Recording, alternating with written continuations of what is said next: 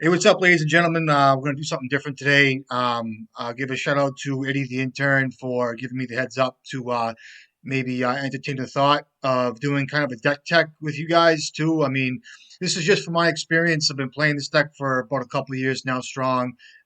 Just putting the reps in and stuff like that. Like I said, I'm learning every day as I go, and everything's changing. And I like to have fun with the deck and just kind of go from there. And I'll just kind of be upfront with you guys and.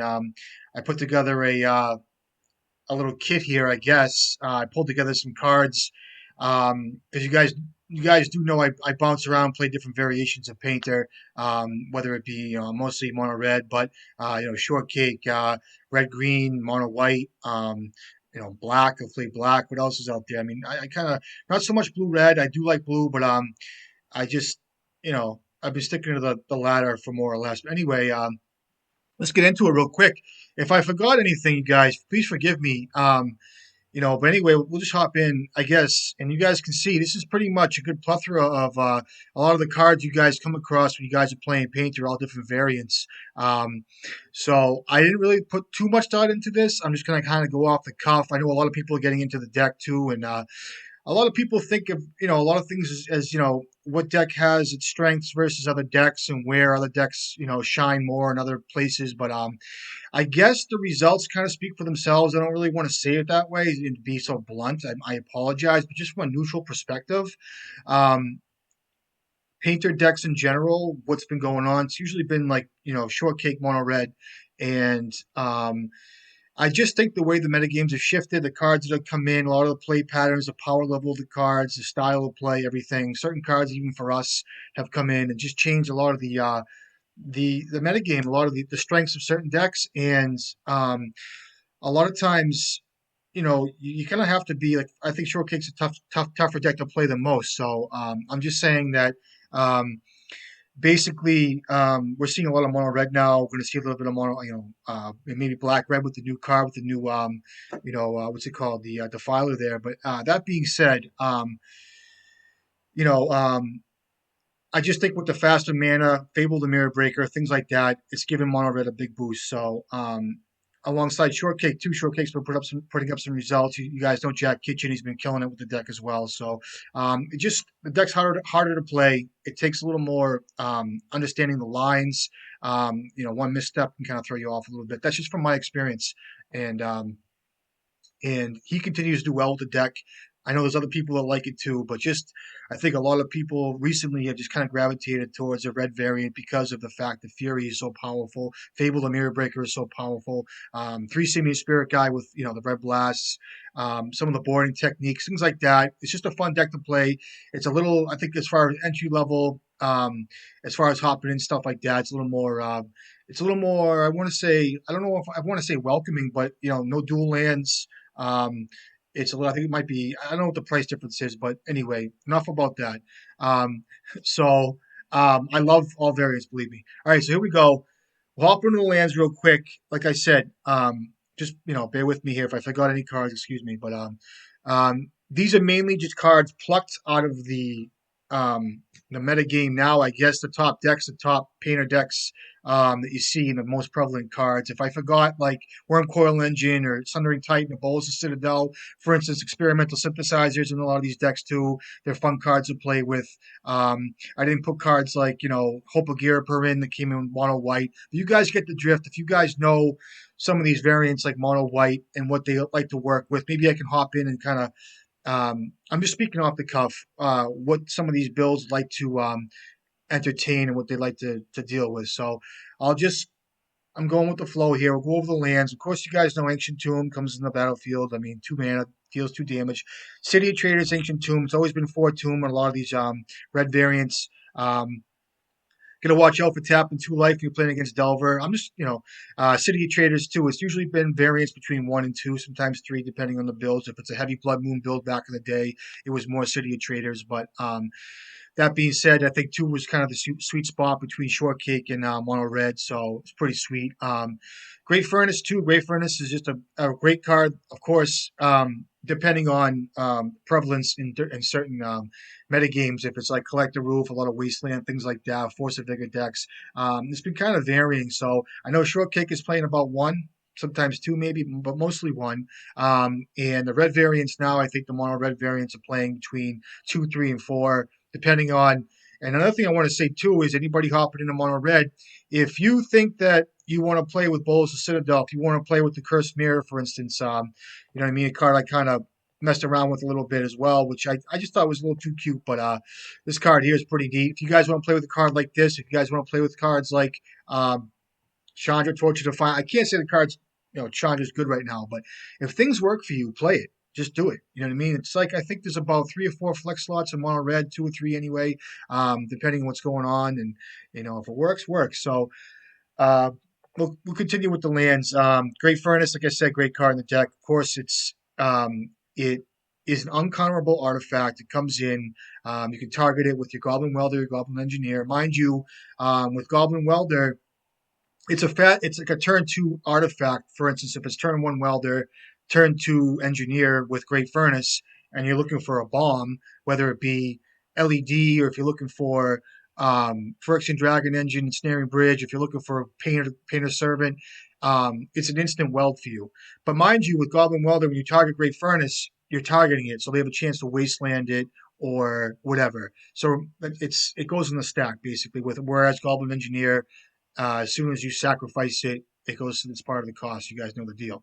Um, and alongside here, I included Ancient Den as well because Ancient Den is the same thing with the mono white painter deck that's been doing very well.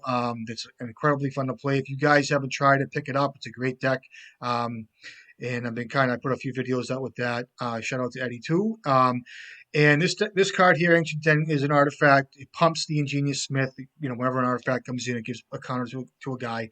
Also, it can be fiddled with from Oswald to get a Grindstone because it's a 0 casting cost artifact, basically.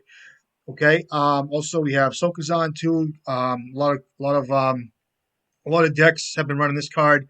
I think it was originally started because of the Jeskai control decks that were running like Narset and Teferi. If you remember, it was like, it was only like 3 months ago, 4 months ago, but it was like, Hull Breacher and Days Undoing, stuff like that. So they were trying to get the Planeswalkers out. And I enjoyed the matchups. They were fun because, we packed blasts and kind of time you stuff. And Prismatic Ending it's still around, but it was there. Anyway, Sokazan, you guys know you can channel it. So end step, you can make 2 tokens come in, hit the Planeswalkers down from 1 to 0. They provide blockers too if you're running Karn main deck. It's a great card to provide blockers for your Planeswalkers in a surprise case. It channels, it doesn't cast, so it can get stifled, I guess, or however it works. But pretty effective card. It's an upside for having one of these copies in your deck. It's a positive thing to me personally. I kind of backed away from it because I think out of the say 50 times I had the card in my hands, I think I might have channeled it twice. And even at that, it just didn't do much for me. And I'd rather mitigate against Wasteland. But a lot of people are playing this card. It comes in untapped.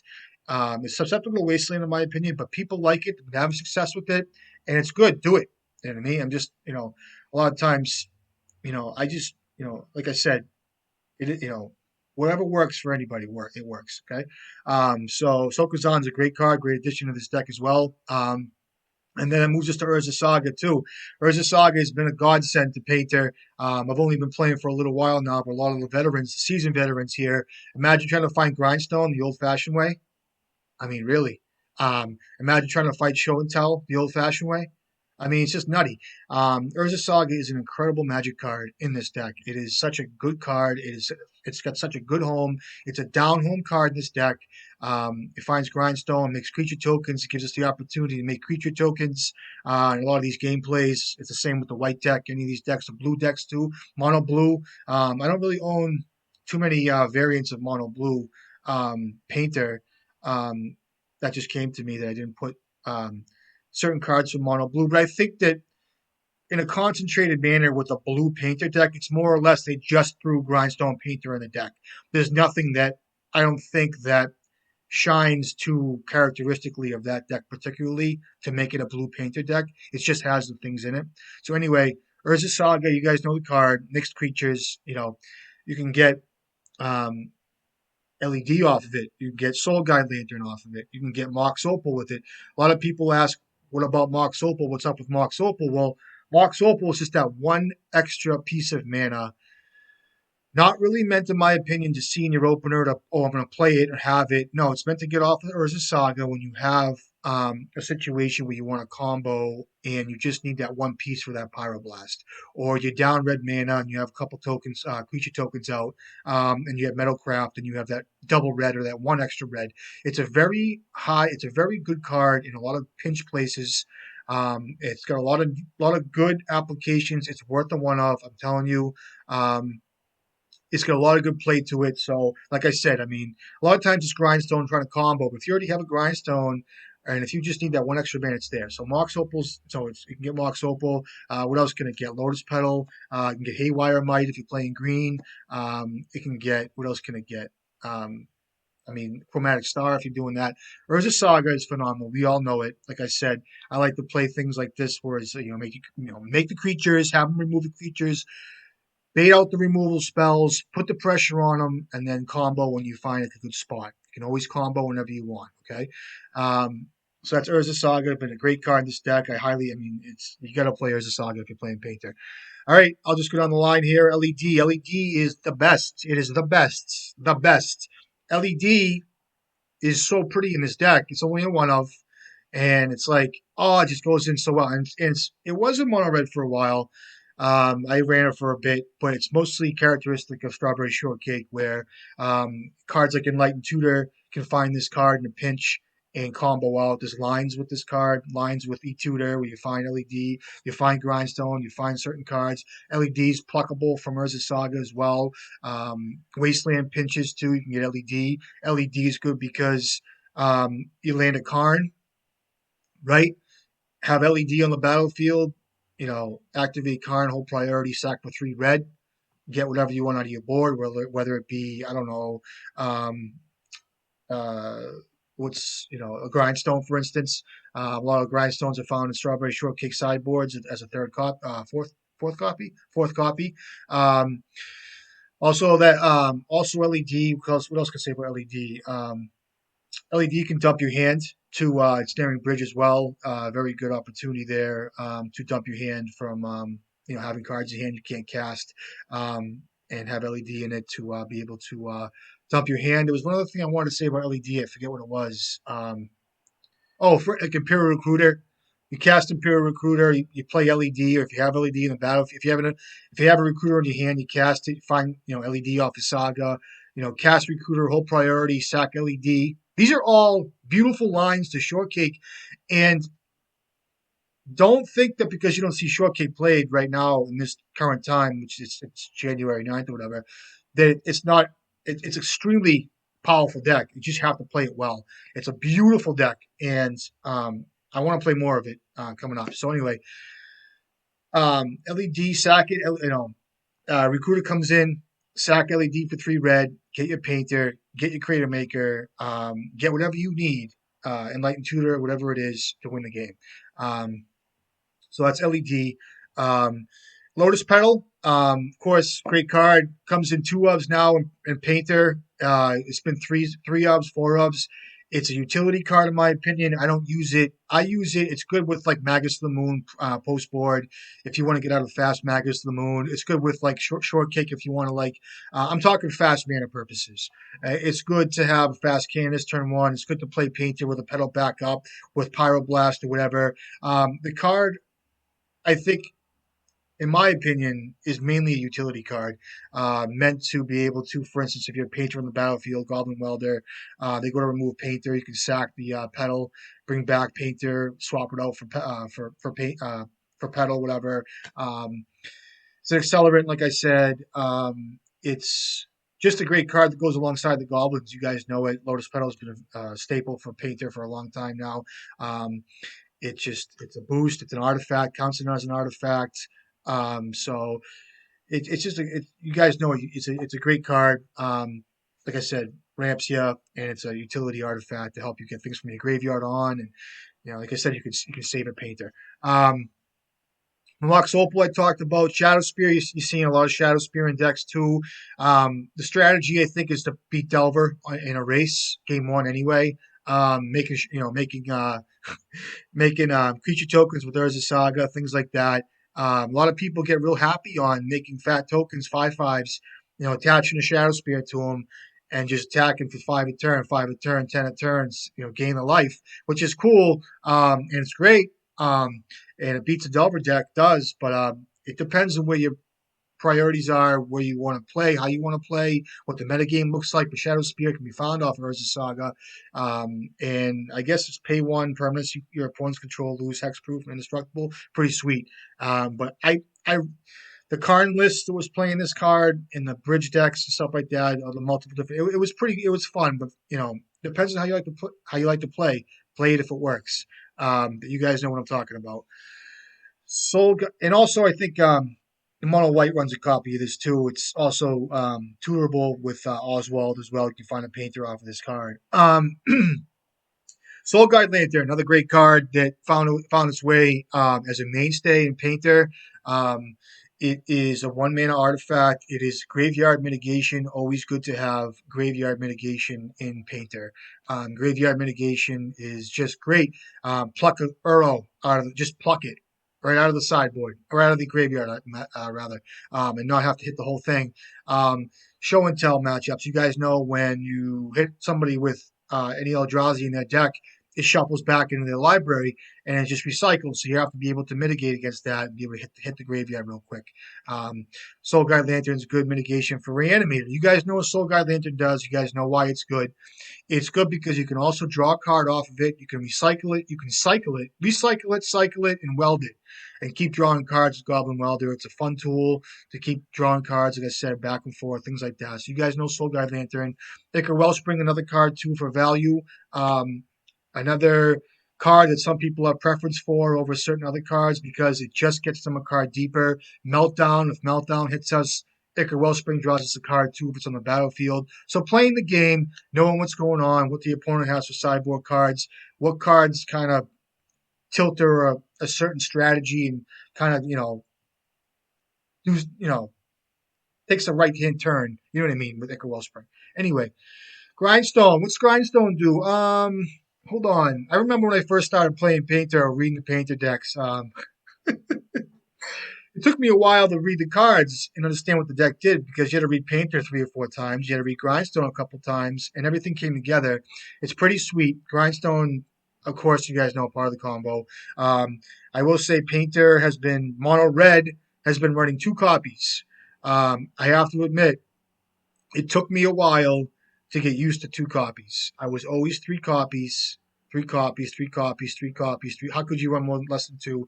3 copies. Shortcake runs 3. Mono Red runs 2. And the way to look at it more or less is because there is a saga, counts as a grindstone. Grindstone is the second half of the combo, whereas Painter you can use Blast alongside, so it's more relevant to have a Painter with more Painters and because you can use Blast as a removal spell, and you're usually only putting out a Grindstone on the battlefield if you have plans to win that turn or a turn after. So a lot of times, prismatic endings of cards, you don't run out grindstones too early because you could just get whacked with it. You only, it exiles it. Not playing Karn and mono red's kind of a problem. So 2 grindstones, I've been back and forth, 2 and 3, 2 and 3, and 2 really is a sweet spot because, like I said, you only find the stone when you want to combo and win, and it's just kind of some people say a bad card on its own, and I would never say the grindstone's a bad card. I could never say that. It could never come out of my mouth. But you know where they're going with that statement. I mean, the card does nothing. But although main deck ensnaring bridges, Grindstone is an actual win con on the battlefield to manually mill people. Also, Doomsday, Grindstone is an actual win con on the battlefield against Doomsday because they, eventually come down to 5 cards in library. They do their magic, and then you hit them at a certain spot, and then magic happens on your end. So just kidding around. Grindstone, all right? Here we go. We're going red. The way I arrange, I'm just gonna go down the line. All right, here we go. Goblin Welder, my favorite magic card in history. I'm sure it's yours too. it goes in all variants, basically of red, shortcake, mono red, green red, whatever it is. Goblin Welder is a phenomenal magic card. It is a 1 mana goblin that choose target artifact the player controls the target artifact card in that player's graveyard. If both targets are still legals, the ability resolves that player simultaneously sacrifices the artifact and returns the artifact card to the battlefield. This card is a great card to have in Painter. It reoccurs any kind of cards that get Force of Will. It utilizes the graveyard for many different things. In case your painter gets bolted. What else can I say about with Goblin Welder? It also works on the other side too. It's symmetrical. For instance, like a lot of my favorite plays against eight cast are they have a Lotus Petal out. Well, you get an early Welder out, and you know they play Lotus Petal with a Chalice of the Void, and they sack the petal. But you can weld their petal out for the Chalice of the Void. You guys know that trick. But Goblin Welder is a phenomenal magic card. Sometimes I find it's not, unless you have subsequent plays like Welder, Engineer, Painter, Urza Saga. If you have things to do, run the Welder out early. Sometimes it's better. Sometimes, strategically speaking, in past metagames where it was slower metagames, it was good to hold the Welder for a couple turns, overload them, wait to see what they do. That's part of the strategy in playing Painter, is not just, here's my shit. I remember when I first started, Strawberry Shortcake going to, the SCG side events. Here's my Painter, Ancient Tomb, Painted Servant, now I'm naming blue, and hopefully I draw right. No, you got to kind of bait them out and just play the game a little bit. And I know you guys know that, but I'm just saying, Goblin Welder is part of the system. It's part of the machine, and it's a great card in this deck, and you guys know it. You guys know what Welder does. Goblin Engineer, another new gift we got not too long ago. We say stuff about how the metagame shifts and changes. We got a lot of good toys. I think it was Bob Pliskin too. If you guys haven't joined the Discord, join the Discord. But he quoted to me too. We got a lot of nice toys recently. We got Karn, we got Engineer. We've got some nice stuff lately for Painter. This card here has been phenomenal. 2 mana Goblin Engineer comes in, puts up you put something in your graveyard, and then you can pay a red, sacrifice an artifact, return whatever it was as an artifact, 3 or less from your graveyard to the battlefield. Another way to find Painter Servant, it's a tutor. Another reoccurring goblin that reoccurs artifacts from your graveyard.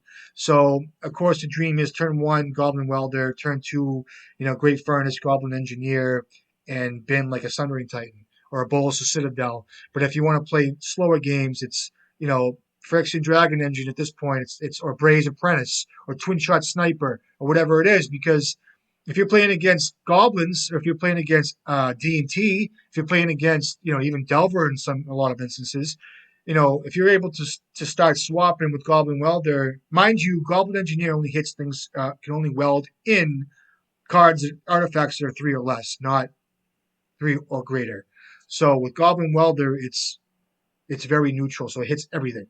So you can keep welding back and forth, Twin Shot Sniper, to pick off creatures or even headshots for 2 damage, and then sack it with the Engineer to get it off the battlefield, and then weld it back in with Goblin Welder. So Engineer is a phenomenal magic card in the deck. Mind you, Goblin Engineer sacks upon targeting, so it's part of the cost. Whereas I told you guys, Welder's targets Painter, you can get both in response. Engineer is just part of the cost. What else can I say about Engineer? Pay attention. It's only 3 or less. A lot of times, a lot of the play patterns I've had now and in the past, about 6 months ago, it was always Braze Apprentice. I always like to bait out the removal spell on Goblin Engineer because I always knew it was going to get whacked, and I didn't want to thin my deck of combo pieces, so I always went for the Engineer, for Braze Apprentice.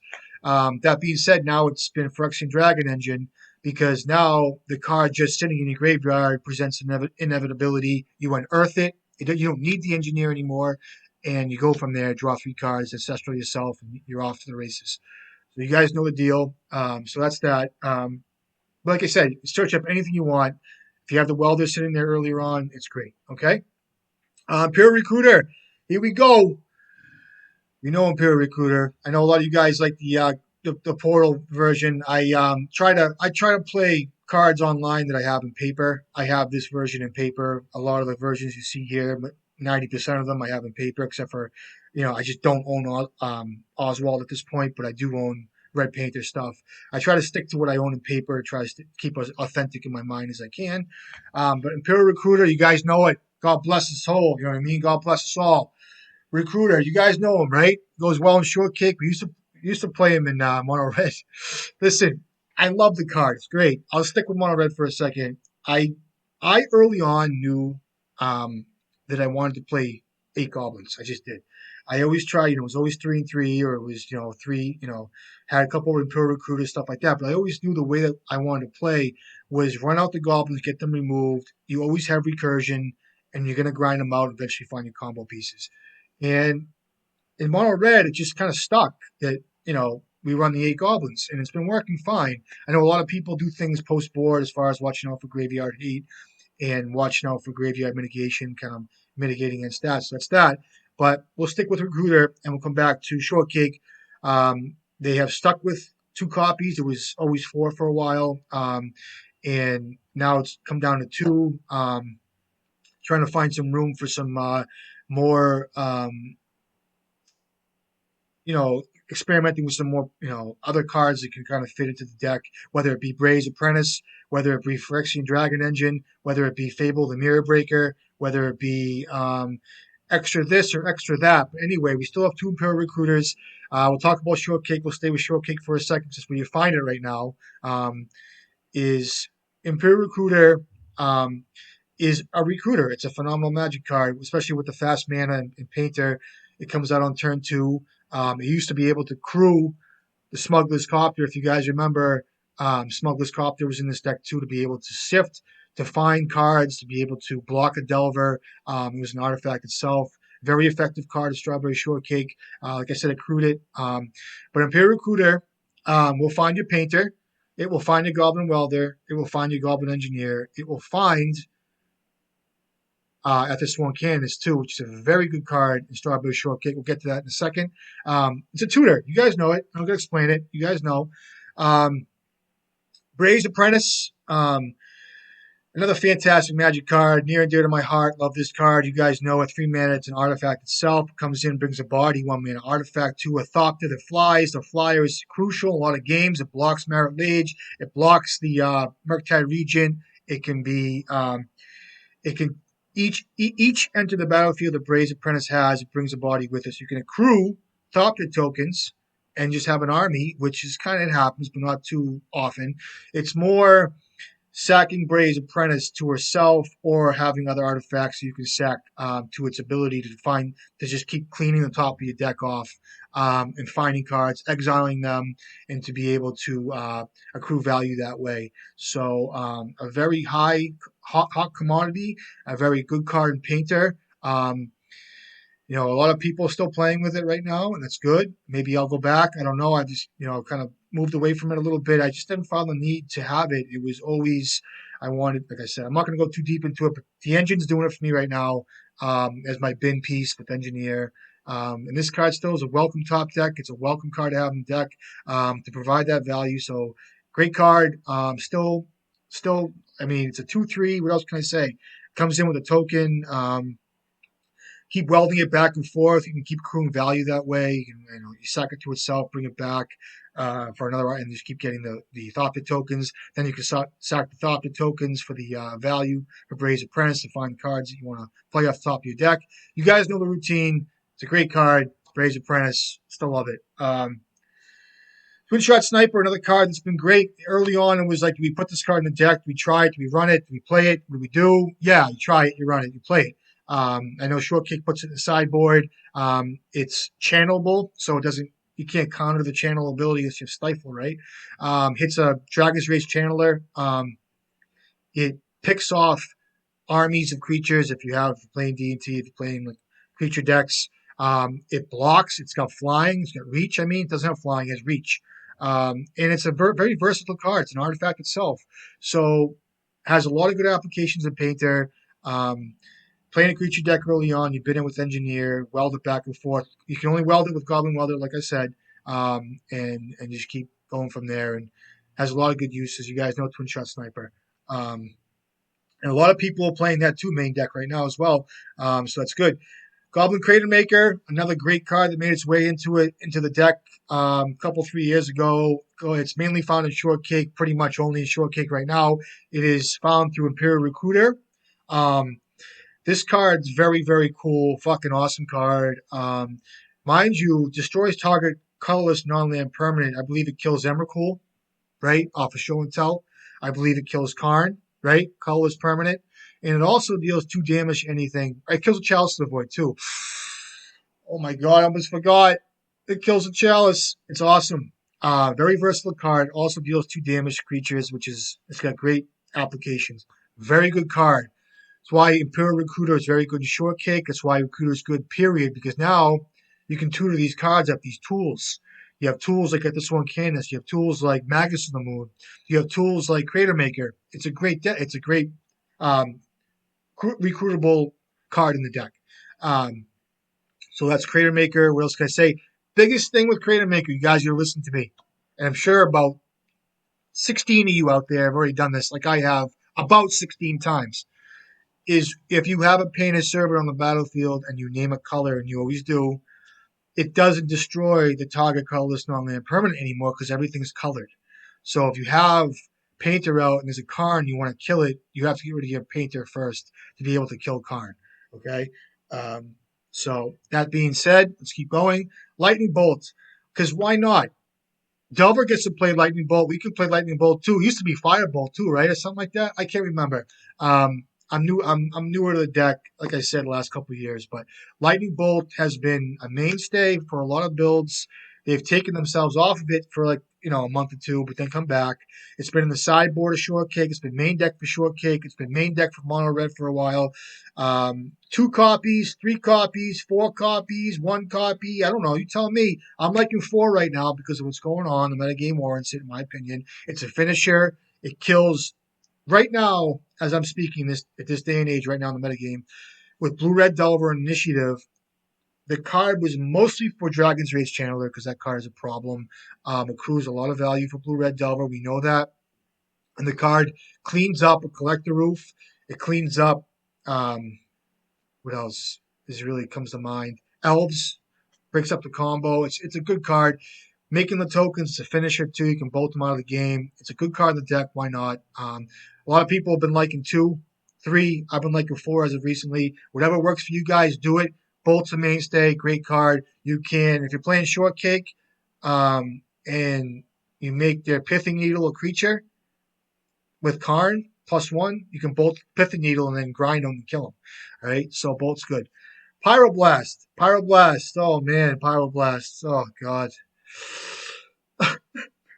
Just kidding.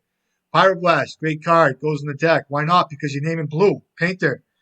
Pyroblast is good in Legacy, period. Hits all blue permanents. Or spells, too. Hits Brainstorm, Force of Will, Daze. Hits Lightning Bolt if you have Painter out. Hits Swords if you have Painter out. Hits Narset. Hits Teferi. What else did it hit? Show and Tell. Hits... What else? Hits Expressive Iteration. Hits it all. It's a good card. You need it. A lot of times, 90% of the time, you're naming blue. I'll hop into the color factor real quick. Painter, you're usually naming a plethora of colors. I know there's this discussion here, but it's pretty logical. A lot of times it's blue because you have Pyroblast in your deck. You want to be able to protect your creature from a Lightning Bolt or any kind of removal. A lot of times by naming blue, you're turning on your opponent's Force of Will and Force of Negation. Okay. That being said, when you go to cast your Grindstone the turn after, or you go to cast your Fury or your Fabled Mirror Breaker, and they force the will and they pitch a Misty Rainforest, and you're like, hold on a second. Well, you get a Painter out, it's blue, so everything's blue, and they can pitch whatever they want, even a basic planes. So be careful of that when you name a color. A lot of times you see me name white, it's a habit. And a lot of these decks too, blue-red, a pack and main deck Pyroblast. So be careful when you name a color as to think of what you've seen currently in the metagame and what's going on, okay? So it's important to remember that. Black is a color to name when you're playing against like ninjas and stuff like that because of Snuff Out. I know Elves have been running Snuff Out. I know a lot of these decks, like Allurin, have been running Snuff Out. So a lot of times it's correct to name Black. The downside of naming Black is Veil of Summer. Veil of Summer in Storm decks particularly, you don't really see it much now, but months ago you did when you named black or um, whatever, blue or black. They have hexproof, so they can veil some of your spell. You know what I mean? So it's yeah, blue and black. So Pyroblast is so when we go back to the colors. So when you land a painter, um, sometimes if you think blue red delver main deck has Pyroblast as game one and you don't have a Pyroblast, they could have the Pyroblast to kill your painter. And it's happened to me many times. Even Jeskai, when you name blue, you don't have Pyroblast, and either they force a will pitching a planes or they straight Pyroblast your painter because they have a main deck. So be careful of that. Enough on that. Other colors to name, like I said, if you name white, Solitude, if you're playing against, the initiative deck, if you're playing against Death and Taxes, which used to be a great Magic deck, you don't see it right now. Solitude gets pitched off of white as well. And like I said, think about snuff out. What else? Green will turn on the opponent's force of vigor if you have it. It's not a bad color to name. And what else? Like red you can name red off painter too if you have a fury in your hand and you have an extra mountain. You can name red and pitch the mountain to fury and fury the board. Okay, so those are colors. I hope I hit the colors right. Red Blast 2, another card that you just want more of in a painter deck because you just naming blue, you're protecting your card. A lot of people have moved from we were running 7 blasts, and a lot of people were moving to or even 6 blasts. And instead of just running the 4 pyroblast and 2 red elemental blast, people had moved to 3 and 3, which was 3 pyroblast, 3 red blast, merely because of cabal therapy, surgical extraction, and what to expect from the opponent. A lot of times people will count how many red blasts you've used, pyroblasts you've used, kind of mix it up a little bit. It's not a bad thing. The only issue I can say in relevance to mixing it up like that is when you're running a snaring bridge, you guys know that you can't target a blue permanent or a blue or non-blue spell with red blast because it's the way it's worded. Pyroblast says target counter target spell if it's blue, destroy permanent if it's blue. So you can still cast this on like a Rishadan Port. You can still cast this on an Ancient Tomb. You can't do that with Red Blast. So if you have one card stuck in your hand like Red Blast and you have a bridge out and you're getting hit for 1 each turn, you can't pitch this card. Corner case, but it happens, but something to be wary of when you're playing these cards. Right? Let's go to Karn.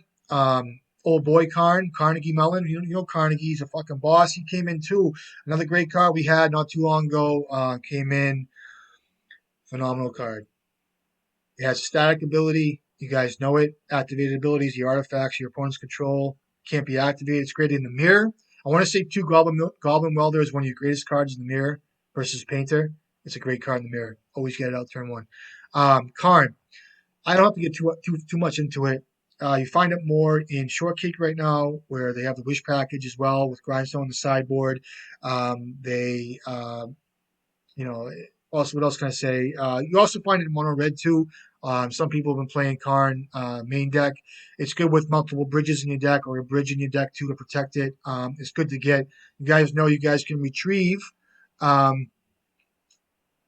a swords painter or a surgical painter or any kind of artifact that's been exiled to surgical or even a ley line. If they have a ley line out, you wish for like a painter to engineer, and they have a ley line out, or if they have a portable. Is it portable hole? What's portable hole say? Exiles. Yeah. So anything in exile, you can use Karn to retrieve.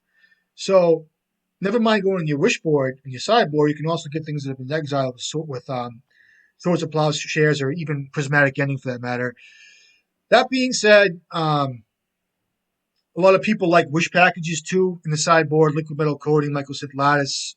These are prism pieces that can also be integrated into painter decks too, depending on how the metagame is. Right now the metagame's crazy. I used to be able to get a lattice, things like that. People have backed away from that, but it's been something to keep in mind you can do. And Karn has just been a phenomenal Magic card. I don't have to get too much into it. You guys know it. Karn in a painter deck is good because you get to wish for the artifact like Grindstone, like Tormod's Crypt, right? You can also get retrieve surgical items, exiled items like Painter that you could never get again from surgical. So it's a good card. A lot of times things warrant things more during a certain time than others. And right now, Karn is good in shortcake. Right now, Mono Red, I think it's kind of backed away from. All right.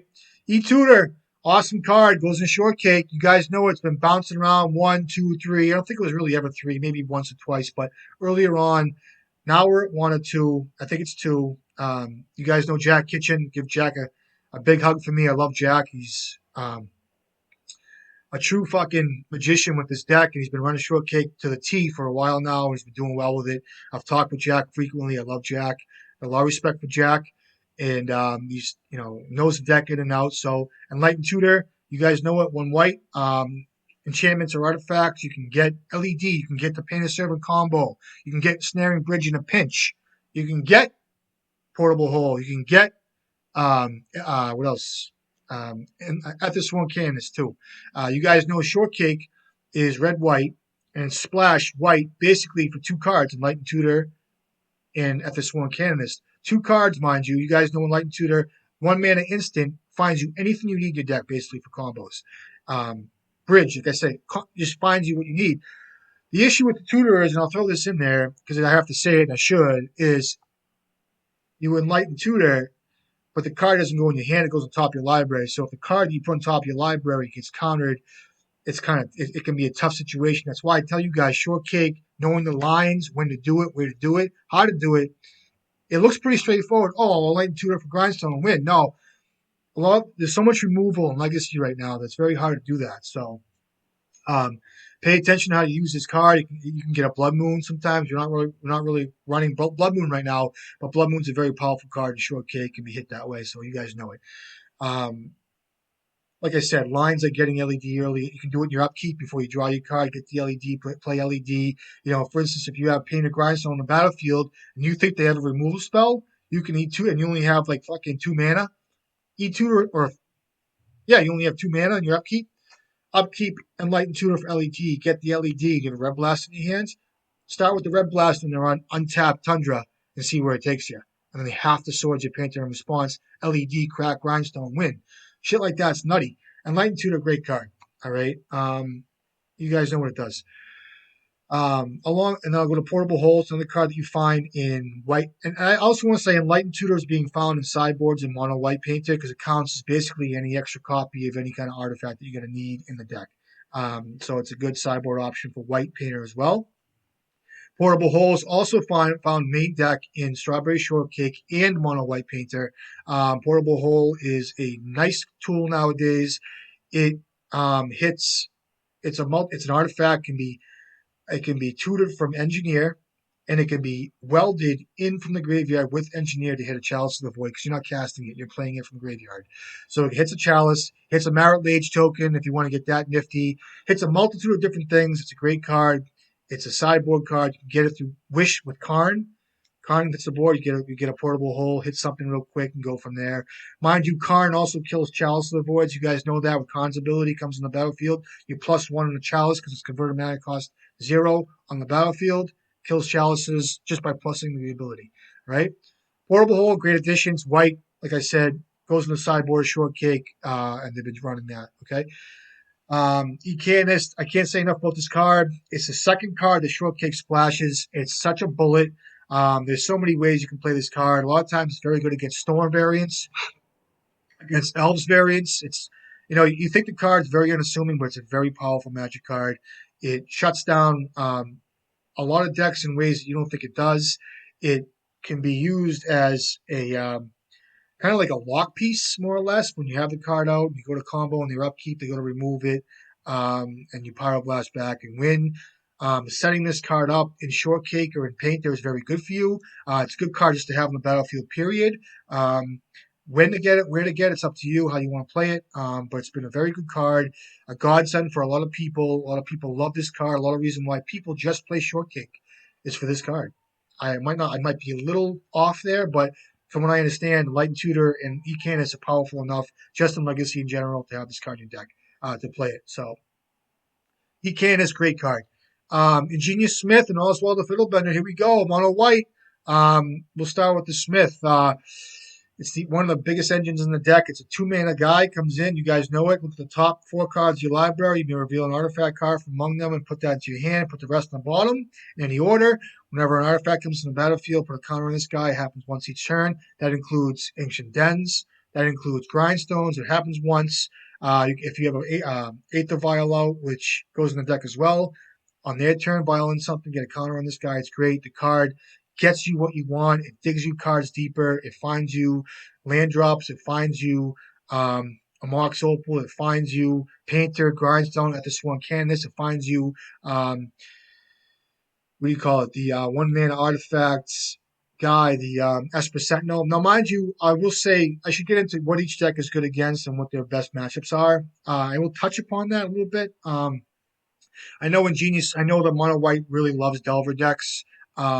It's good against combo too, but the only issue with in my opinion, is having faster mana and getting pieces out early. I think that's why Deafening Silence is such a good card in that deck. But it has so many good cards we've experienced with, what do you call it? Hushbringer has been really good lately. But you guys know Mono White Painter. Great toolbox deck. It has a lot of good denial. Mana denial has Wasteland in it. Plays at the Sworn Canvas main deck itself. It runs these artifacts here: Soul Guide Lantern, Shadow Spear, Mox Opal. Runs Mother of Runes too. And it runs what else does it run that I'm not thinking about? Aether Vial, like I said, Mother of Runes, and yeah. And the Painter Servant Grindstone, it runs Crucible of Worlds as well. You guys have a video out, a couple of videos anyway, on that deck. Give a shout out to Eddie too. What's up, Eddie? This goes in mono white. We have Oswald too. You guys know Oswald. Tinkers. It's a legendary creature. It comes into play. Pay a white, sacrifice an artifact, and you can keep potting into artifacts, accruing value, getting a Mox Opal out for a Grindstone, getting Soul Guide Lantern out for Painter. Just a great deck, great capabilities, and just eats it up. Just an awesome deck. Highly recommended if you guys want to get into something very fun, competitive for a cheaper cost. Try Mono White Painter, and the deck is just straight up awesome. It's legacy. It's a very competitive legacy deck. All right, Mono White. I'll just continue here. Red Green. Used to see Red Green a lot more, mainly for Once Upon a Time. I've tried Minsk and Boo. Minsk and Boo is a great card in the deck. It's just a little clunky. It's a win more card. It's cool. Try it out. Tell me how you like it. Once Upon a Time is a fantastic Magic card.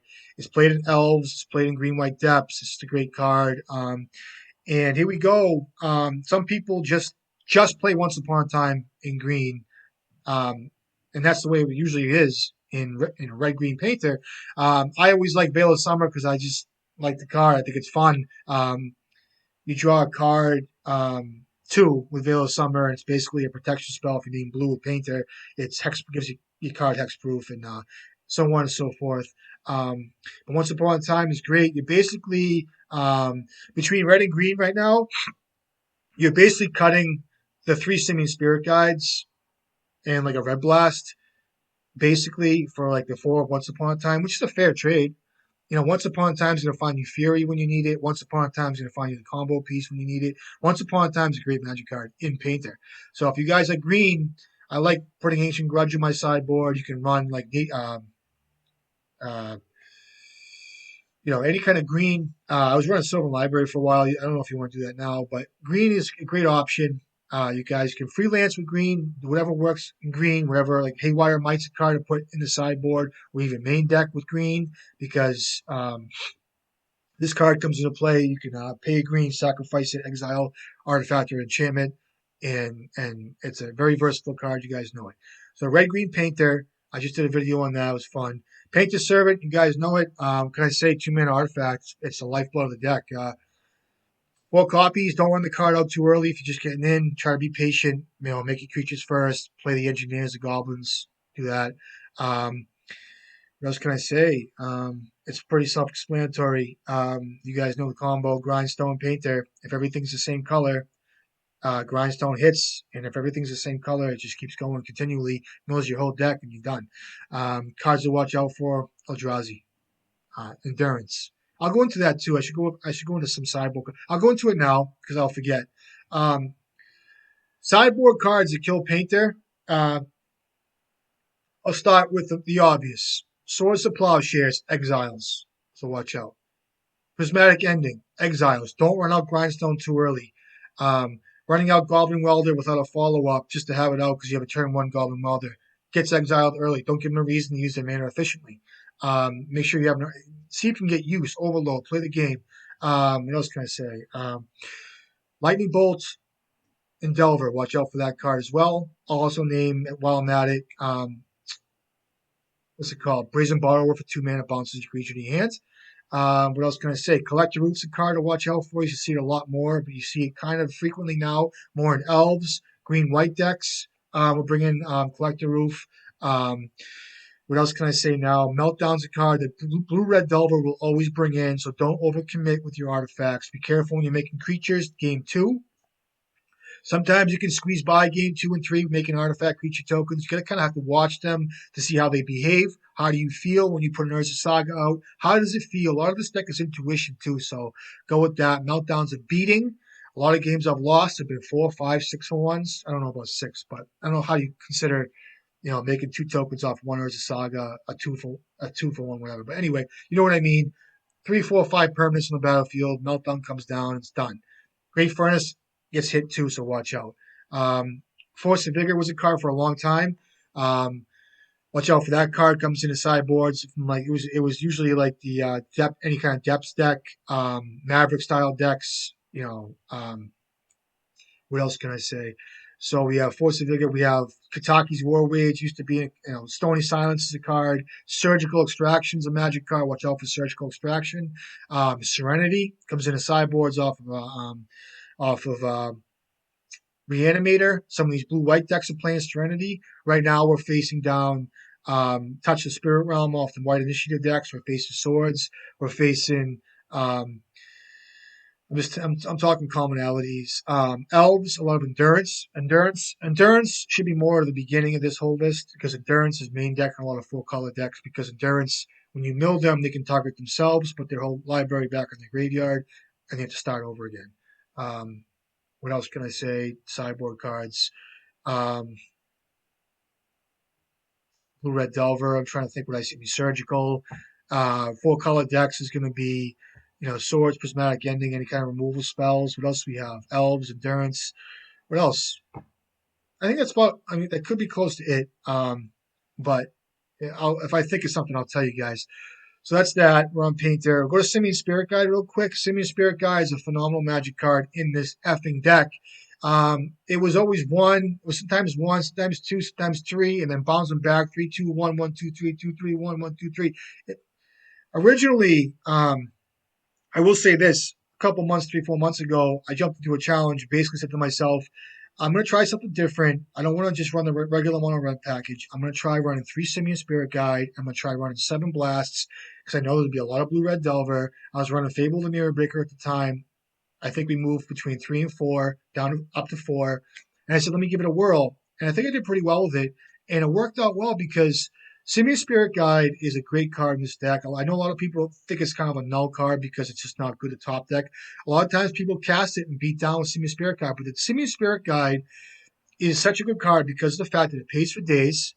It's a hidden activation. It pays, for instance, you play a painter and you have 2 mana untapped, and the guy end step swords your guy with a painter out, and then you just hit the Simian Spirit Guide out and grind them, you win the game. It can be used as force of will bait. We call it monkey blast in the business. Simian Spirit Guide blast effect is basically force of will for us. It's a great overall card.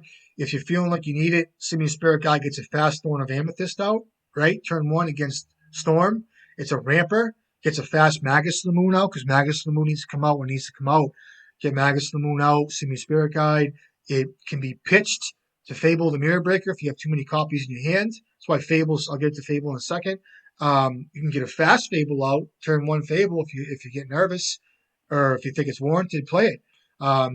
Against Echo the Aeon decks, when the guy's like, oh, Storm's off, 6 spells, and 6 spells, Echo comes out, pitches his whole hand, Echo and his Simian Spirit Guide Power Blast. The guy's got no cards in hand, he concedes. It's a great card. It's mitigation against any bullshit, basically soup to nuts. that you might face. It's a good insurance plan for a lot of things. Running out painter fast. For instance, like if enchantment cards, enchantment spells, things you don't have answers for, Pyroblast is your answer with a painter out. So a lot of times, Green White Depths wants to make a token on your end stop 2020, and you have a Simian Spirit Guide Pyroblast. You Simian Spirit Guide Pyroblast to 2020, not the 2020, but the legendary rule with Dark Depths in play, right? Great card. Senior Spirit Guide is a great card. People have been varying depending on what the variant. Sometimes it's 2, 3, 1. Depends. The metagame, I think, right now likes at least 2. I like 3. I tried 4. 4 was a little too much, but it is what it is. Simian Spirit Guide, great card in this deck. It's always been in, and I think it's a staple in this deck. And I'm liking it. So, Fable the Mirror Breaker. Oh my God, this is one of the biggest cards that's come to Painter that's really coagulated the deck from mono red anyway. Um, Earlier on, it was like, all right, we'll try it. And then it was like, all right, we'll try 2. We'll try 3. I remember Callum. I'll give a shout out to Callum. You guys know Callum Smith. He's got a podcast out too, Everyday Eternal. Love Callum. Callum's, been doing phenomenal with the deck. He's got a lot of, if you guys haven't joined the Discord, join the Discord.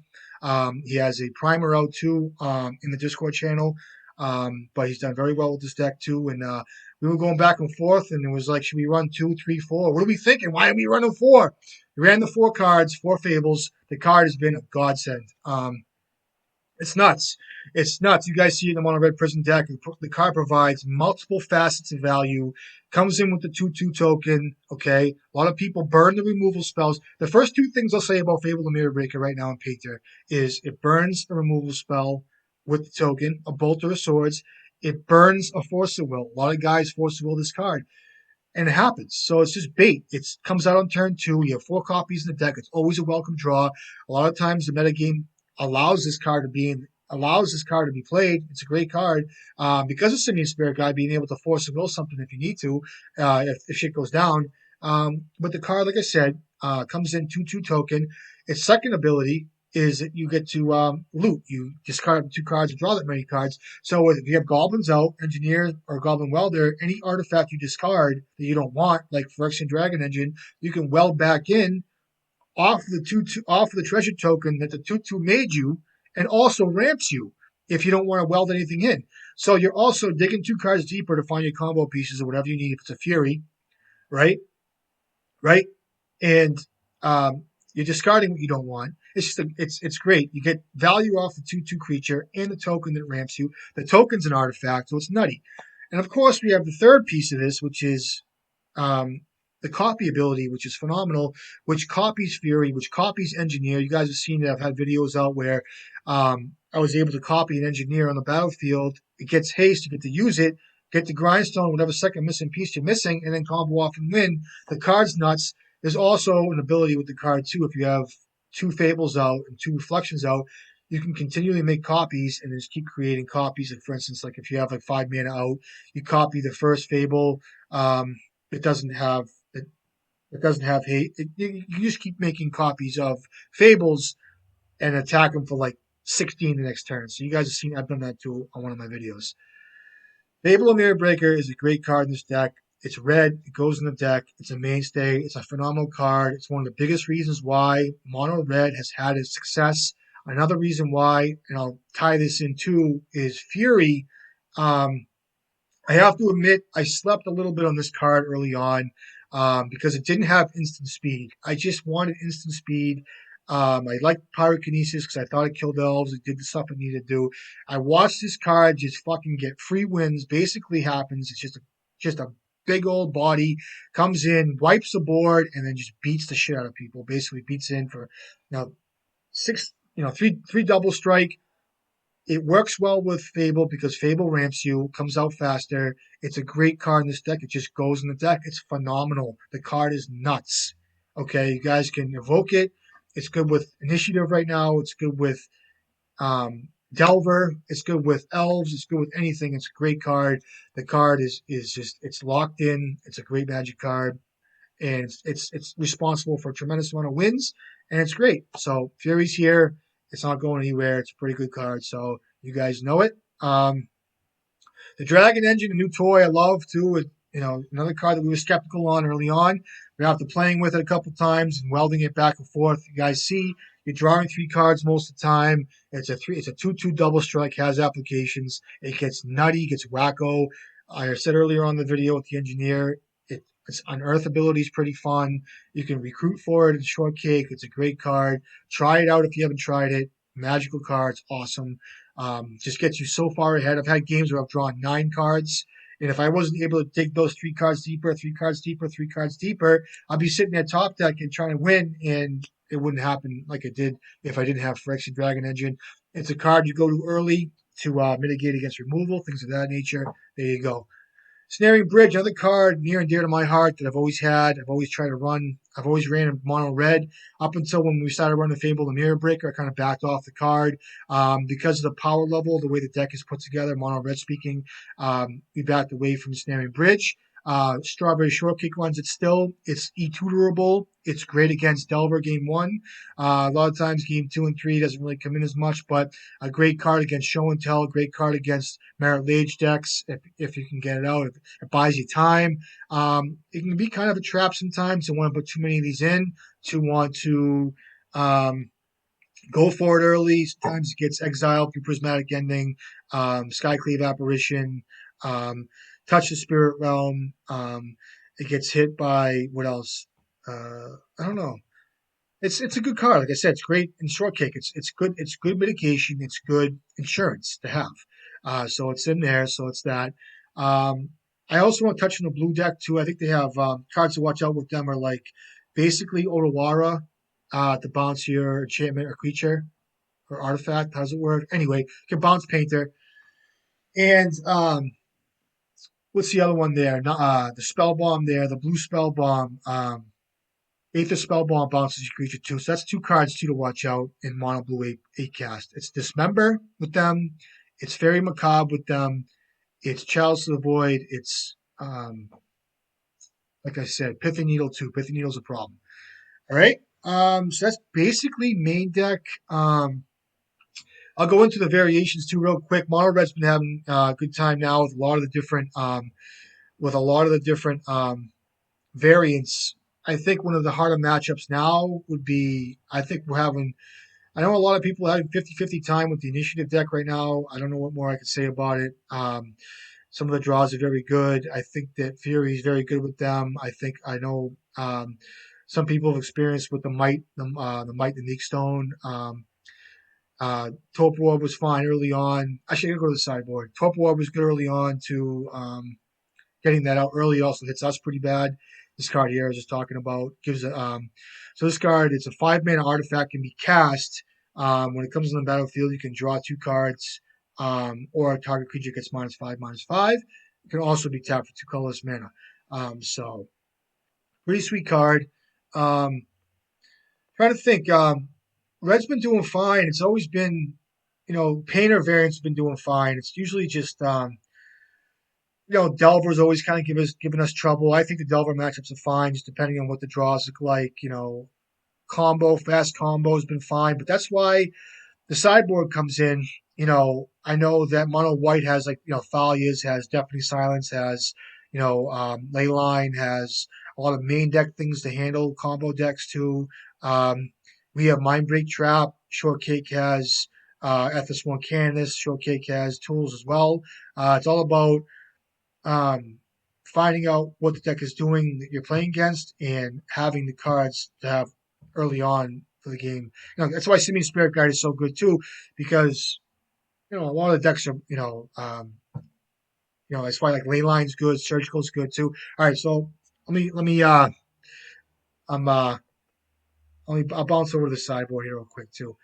All right, so I just want to drink a water, but I'm fine. I'll just keep going. Sideboard. This is all from my experience.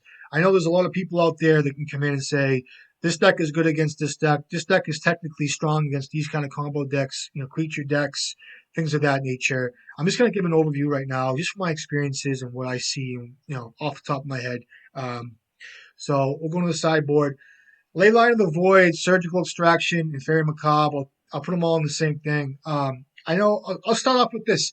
I know some people really enjoy Leyline of the Void with Blue Red Delver, and the reason being is um, Leyline of the Void shuts down a huge percentage of the deck, whether it be the Dragon Race Channelers to stay 1/1s, the Murktide regions, okay, and it's a good card to have out early. The problem is if you don't have it in your opening seven and you're drawing recurring ley lines, it sucks.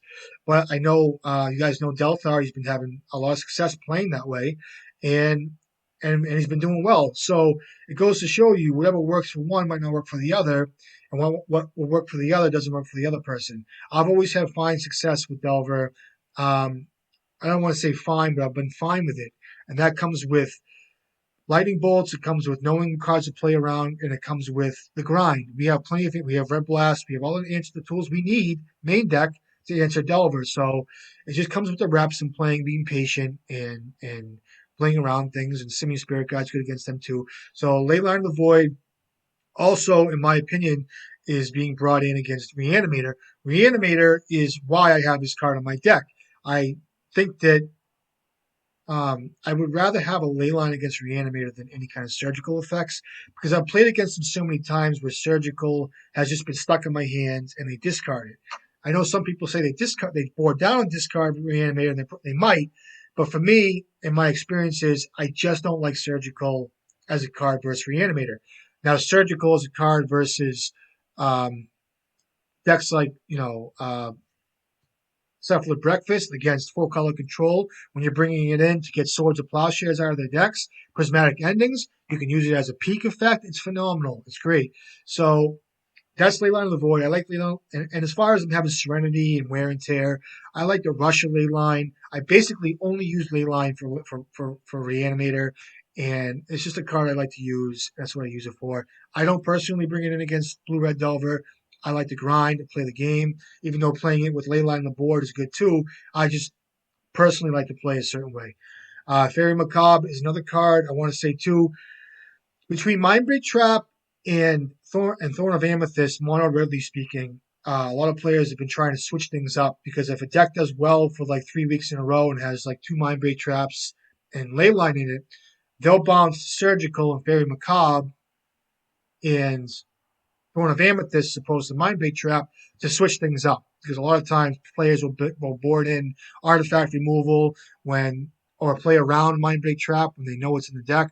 So Fair Macabre is pretty sweet with like Once Upon a Time. You can find it off Once Upon a Time in red green. Fairy Macabre is very good because it hits two cards. It can't be countered, right? It can't be countered.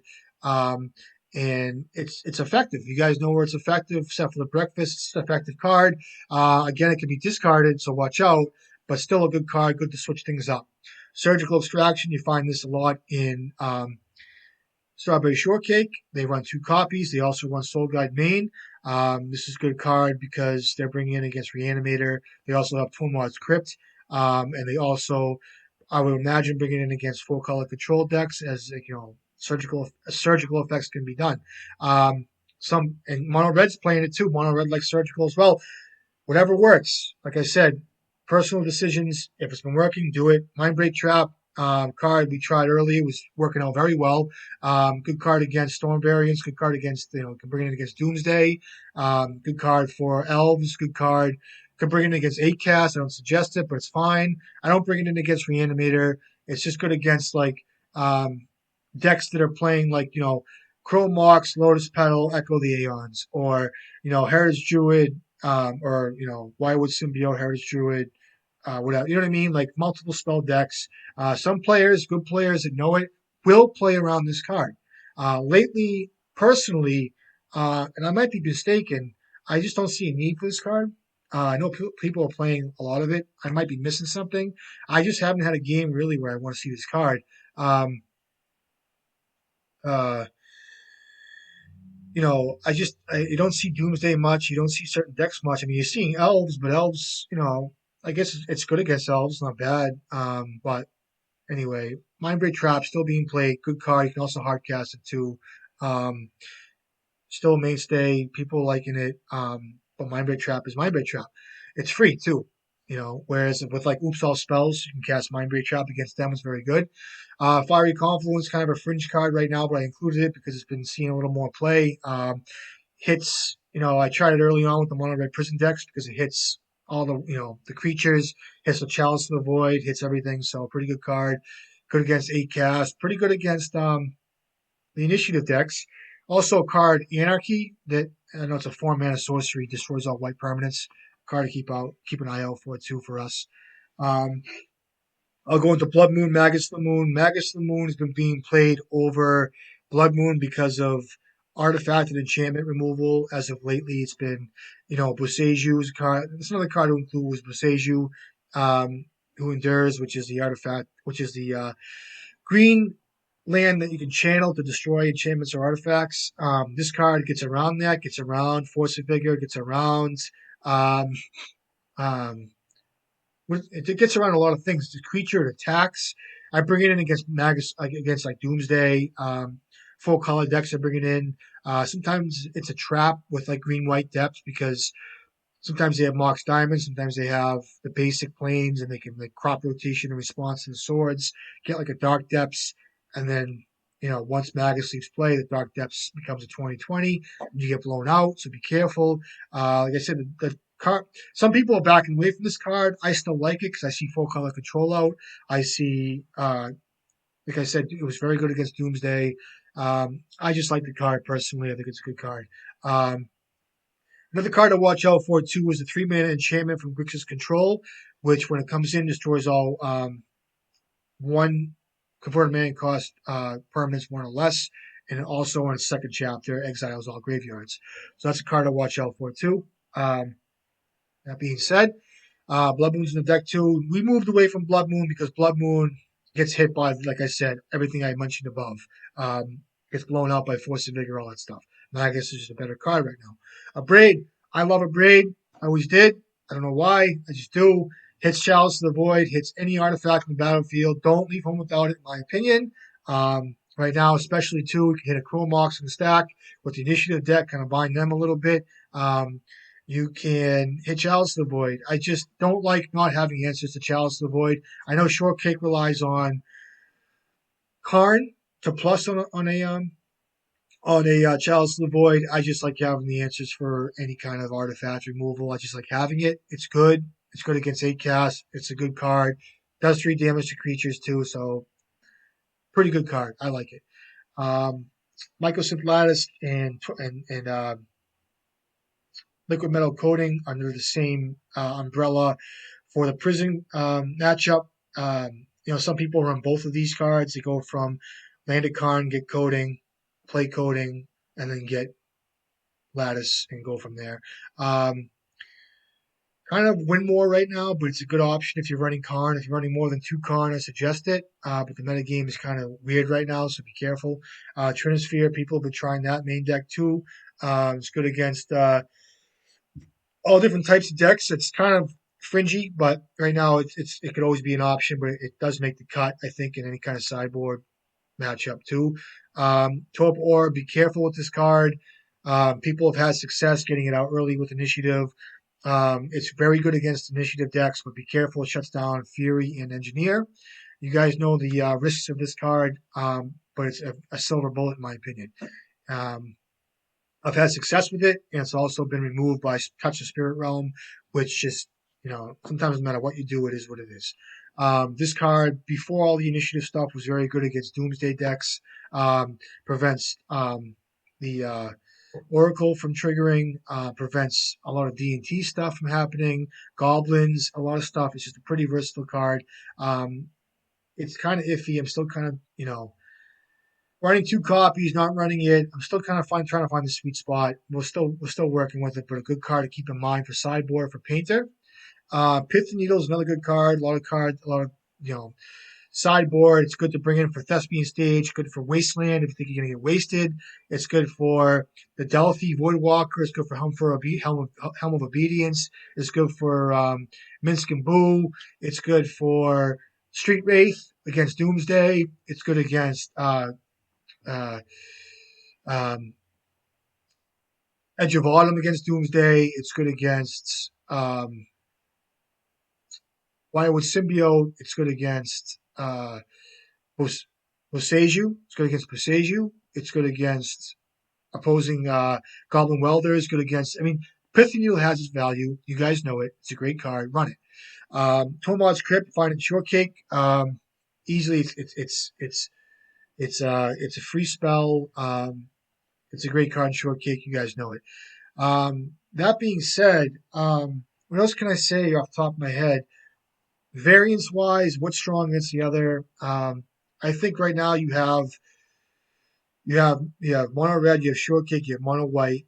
Depending on how you like to play, where the strengths are. I know each deck is having its trouble against certain variants, mainly the initiative deck right now. But like what else can I say? Like red green too. I was playing red green. It's kind of a fun thing. But yeah, there you go. I don't know what else I can say really. Um, Off the top of my head. And I'm probably going to hang this video up and say, shit, I missed like 10 things. I wish I said this um, about the deck. But I just want to do an overview for you guys. Anybody getting in and want to basically trying to explain each card the best I could.